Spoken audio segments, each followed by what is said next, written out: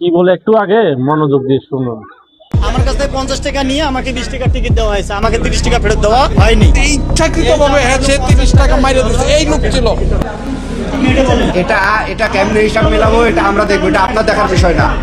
এটা নাকি ওরা বুঝবে, ওদের বাপের দিন না সম্পদ, ওরা বুঝবে। মানুষের কি কি বলবো, খারাপ ভাষা মুখে দিয়ে আসতেছে, মানুষকে গোয়াইয়া টাকা নিয়ে এরা বুঝবে। এদেরকে ভালো করে বাস দেওয়া দরকার, ডিম দেওয়া দরকার। চালু হইতে না হইতে একদিন যাইতে না যাইতেই কি 2 নাম্বারে ব্যবসা শুরু করে দিচ্ছে। এগুলো কোনো কথা? এগুলো কোনো যুক্তি?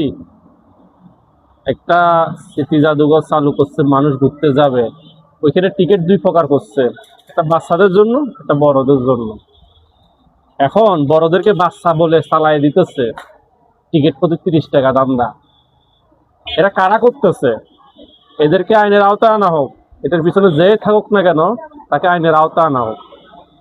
সে যে দলেরই হোক, তাকে কি অতি শীঘ্রই আইনের আওতায় আনা হোক। ভিডিওটি এত পরিমাণ শেয়ার করবে, তোরা এগুলো কি শুরু করলি?